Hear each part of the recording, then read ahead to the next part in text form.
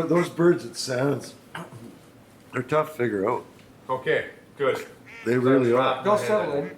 I know, but remember I talked to you that night and I thought they were in that, I thought it was silage. I'm like, I think they're just kitty cornered Mel's by Bart's. It was a Bart corner. Oh, they're, It's like an option. well, there you was brought. 400 or 500 puddled in Mel's little pond this morning On the west, on the west side. on the west Yes. side, and then I did the loop, come back, pond was empty. I could see everything swirling across in that stuff, and nothing went down. That's and what they happened to me swirled today. and swirled and swirled and swirled, and then they went, bunch went west. Bright moon, warm night. I could have done some stuff at night. And I like your idea about putting a trail camera in some of those puddles at that's night. right. That was cool. Because then we're going to figure out if We're they're gonna doing know. it at night or not. know. Well, time. and that one of Mel's puddle is the perfect spot because last year, every time I went there, first thing in the morning, the pond was already full. Every time I went. Yep. And then we were second guess whether to hunt or not. Ryan finally did fine, but it was always full. And then half an hour later, it's empty. So, Yep. like, what's going on?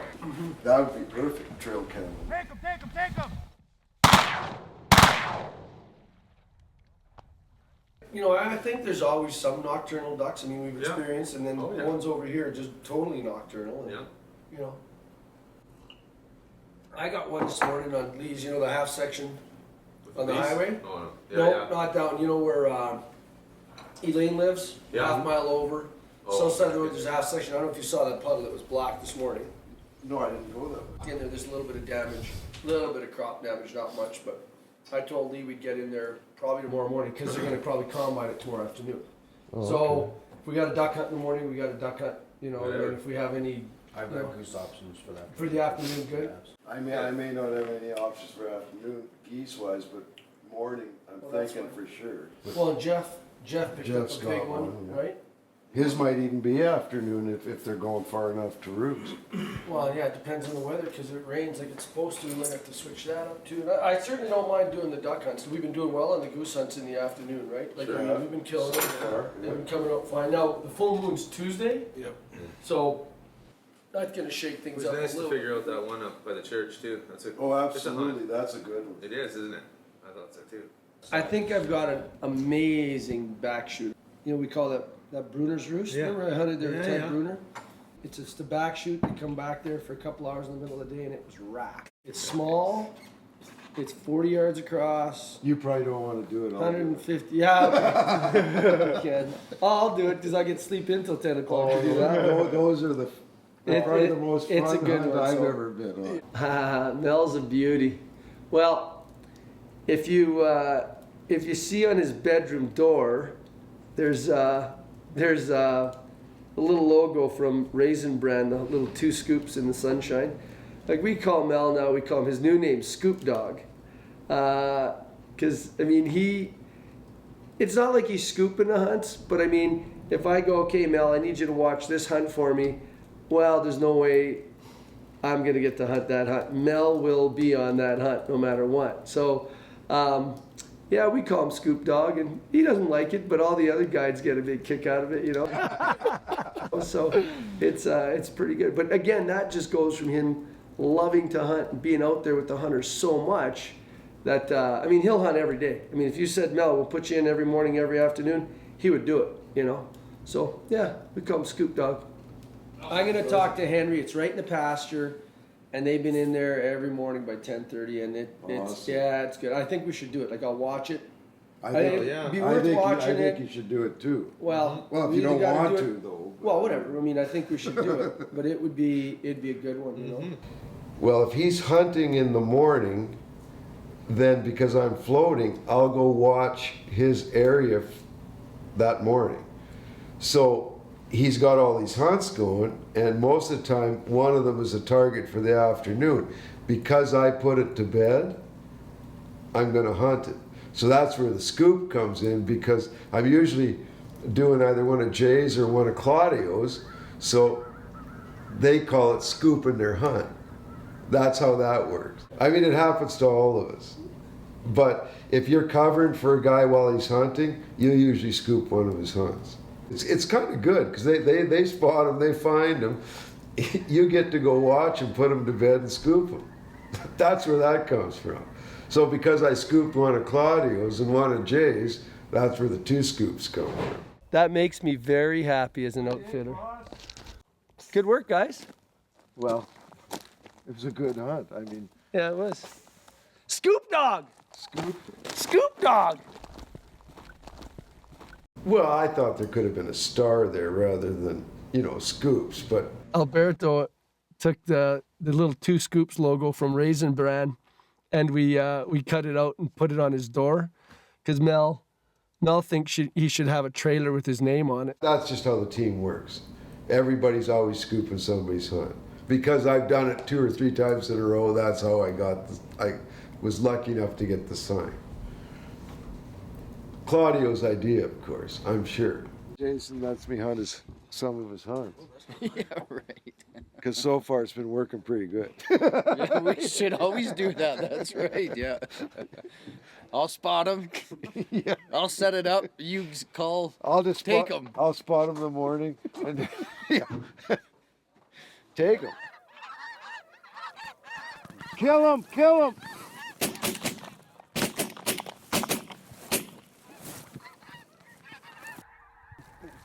Okay, get in. The one guy, I can tell he's thinking about it, right? Stand and second. And so I'm sitting there and I'm like, that wind's in our face now. And he's like, it sure is. Oh, Jesus.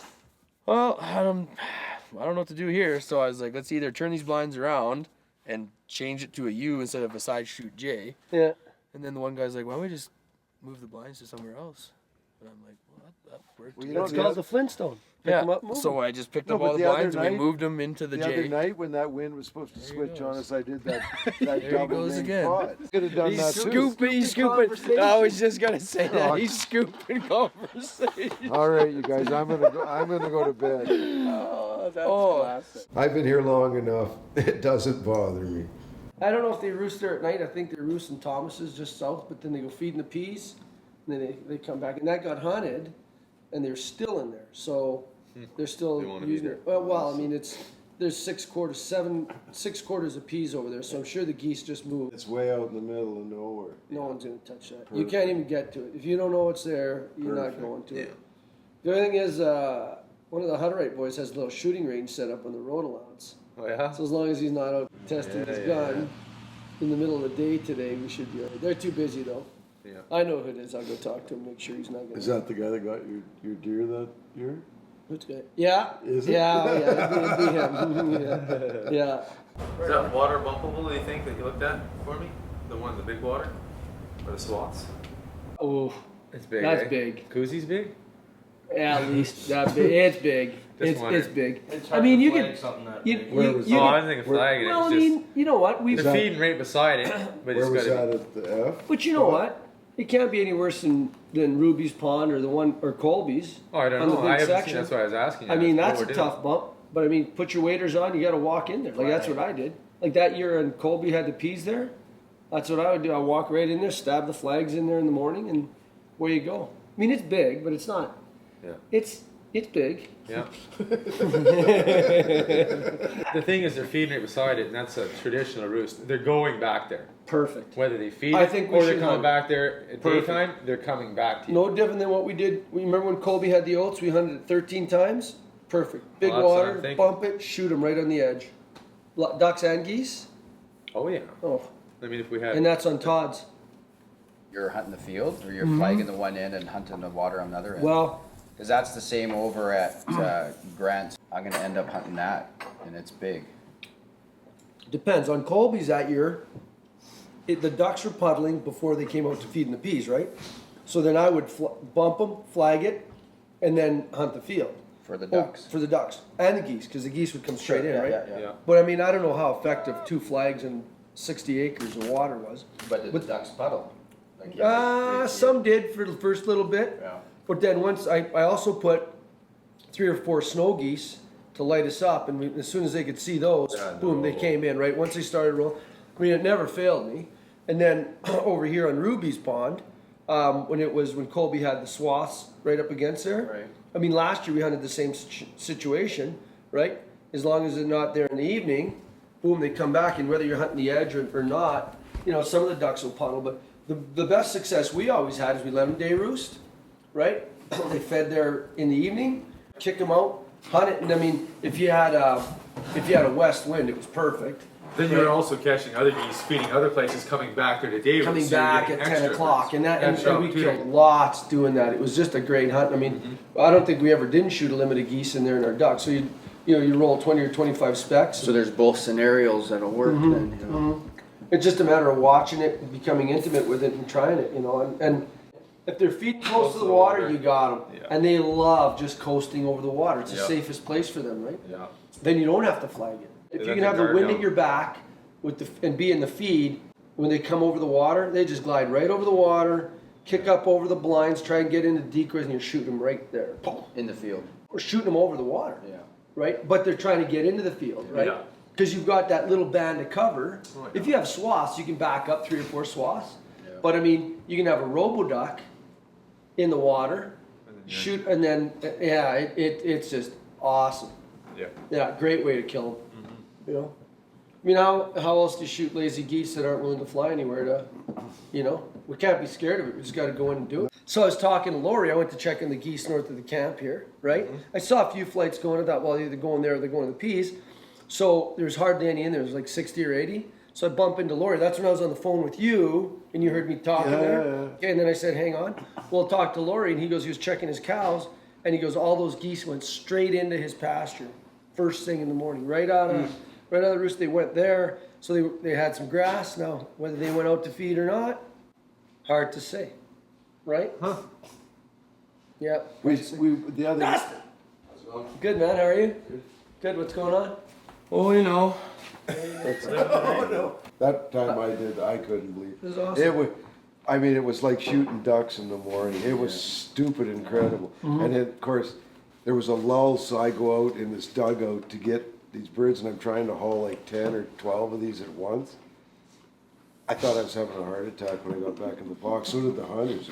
They're going, "What is wrong with you?" I'm going, "Don't talk to me. I can't breathe." But you're old now. You probably were having a heart I attack. was young then. Now I'm You were young 2 years ago. Yeah. I forgot that. But what a fun Oh, hunt.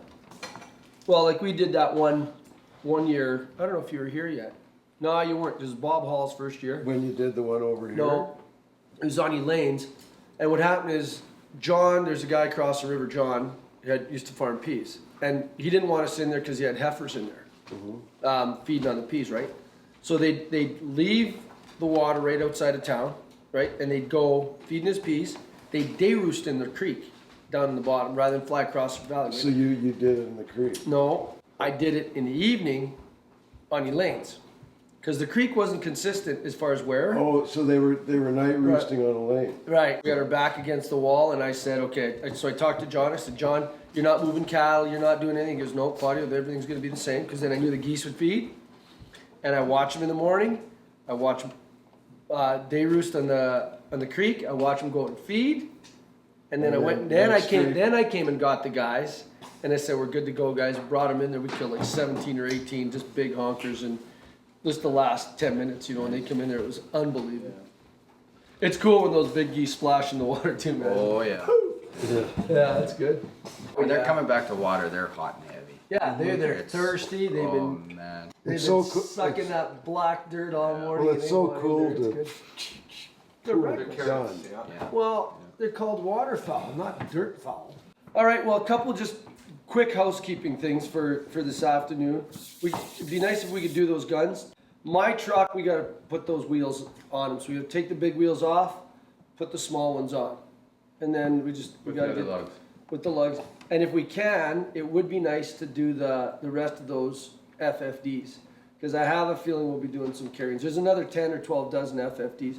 How long will that take us if we all just... Socks, yeah. Sorry, silo socks, my mistake. What, to put them together? Yeah, just take Well, a that couple wouldn't take hours. that long. You're gonna need another cart. Do we have another cart? We got 2 little ones.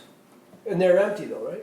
Yeah. Yeah, because those big ones are too full. We gotta design them a little different to get them wires. I don't know what you can do with it. You designed them, but. Well, they So- just weren't put on the carts right. That was my bad. Oh, I was The in a wires are rush made to be tucked in. that's what I thought. Yeah. to throw a little bit more into the schedule. I might have to take some time out to write a magazine article that was due on Friday. Just saying. And you're Busy leaving day. this week, right? I leave for the Cabela's grand opening in Nanaimo. I think it's Wednesday. The boss man says hi. Oh yeah, just touching base. He just wants to know if everything's all right. So everything's all right. To me, the move makes sense. I agree with that. So, but you know what? I'll back whatever you want to do. If you want to hunt, just hunt it. Whatever. But it's in your court. I want to know what I'm spotting.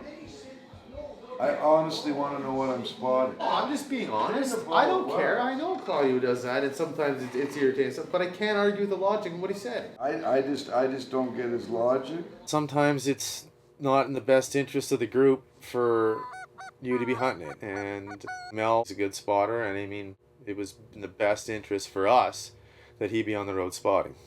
I'll do whatever for the team. It really doesn't matter, but I don't like the micromanaging, and he's going to know about it. He put it out there that he thought that was the best plan, and I agree with him. I thought it was the best play too. And you know what?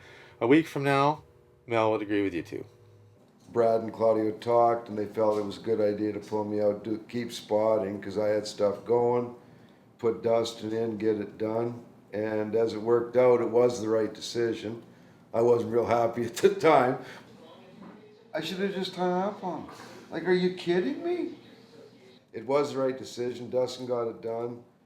Come in with lots of birds, and it worked out. Well, we don't really need you out there today so you can write your article. We're just changing tires and doing them decoys and the guns. Okay, well, all right. What do we need you for? Perfect. You'll find other jobs. That's right. I'll find other jobs. in his room. That's it. Go to your I'll room. find other You're jobs for grounded. me too. Well, yeah.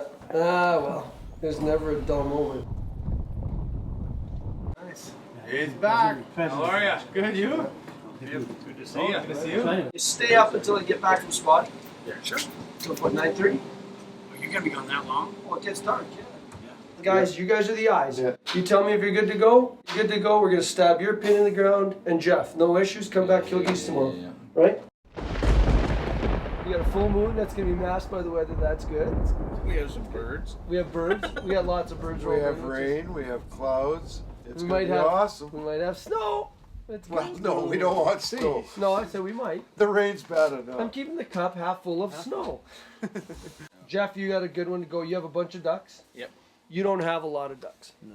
So I've got some ducks, and then on the We on the got section, I've got specks and some ducks. Now, here's what I'm thinking though. If Jeff shoots all his ducks and it's raining, we're not going to kill any geese in the afternoon with that group, right? Yeah. So the Bruner Roost, Yep. if they're in There's there an option. first thing in the morning, they can be going back in there at So- 5 or 6 o'clock at night. So take the guys in right at His lunchtime. group. Well, or after. Yeah, like As long as they're in there before like 4ish. yeah, before 4 o'clock, because those birds will sit. So that's gonna be a great option. I'll try and button that one up tomorrow morning. Well, it's September 8th. Yesterday on the 7th, we looked at the weather and found out we're going to have an Arctic cold front come in. Well, this morning we woke up to a snowstorm. Afternoon goose hunting in weather like this, pretty much impossible. They're going to stay on the ground all day feeding.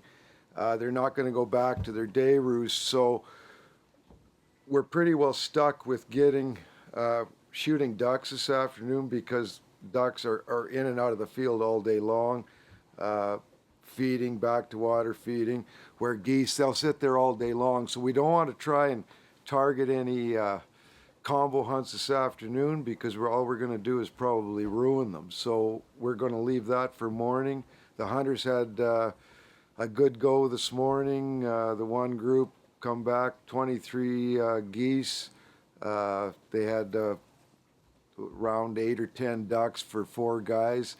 They're going on a duck hunt here pretty soon. It's only 1 o'clock in the afternoon, but it's time to get back in the field, get set up. Those ducks will be coming in and out all day long. So today we were presented with a freak snowstorm that rolled in kind of early in the morning, late last night started raining. So the birds react quite a bit differently when it snows, especially if you're stuck doing an afternoon hunt. So what happened today is the birds got in, fed, these ducks were feeding right up next to a pothole. Of course, in the morning they puddled and walked out, and they'll stay and they'll feed all day. So under normal conditions, you know, where you have mild weather, the birds will feed, go back to roost, come back towards late afternoon, puddle, and then feed. You know, and this time of year, early in the season, that could happen anywhere between 5 and 7 o'clock. Today, we were forced to come back at 1 o'clock. We turned around, went back out, kicked a bunch of ducks off the feed. They took off for 15 or 20 minutes while we set up. And, you know, by 4 o'clock, we're back here at the lodge. So it's important to take advantage of that window of opportunity when the ducks are active and feeding. So had I gone out at 4:30 or 5, like we normally would have, it would have been a totally different situation. I would have kicked those ducks out. They would have gone back to roost. We'd have sat there and probably not shot anything. It's miserable. I mean, you're going to go out and you're going to get soaked. I mean, and the clients coming into this, these fellows that are here now, they come in last night, woke up to this. They're downstairs right now, frozen, but they're still enjoying it. They're getting lots of birds, and it's tough to be in the field for 4 or 5 hours. It's real tough, and we're hitting the field in the morning at about 5 o'clock for setup, and they're not getting back in here till 10 o'clock in the morning. So they're laying in the wet and the mud for 3.5 hours, and it's cold. It was a little bit more stressful than the average day just because we had to get back and react. And of course, I left those ducks alone at about 11 o'clock, came back, we had a quick bite to eat, we had a quick guides meeting, and then we had to react and get back out quickly. So there's that 2-hour window where I didn't know what those ducks were doing. And when I got back there, they had shifted to another part of the pond, so I just made an adjustment.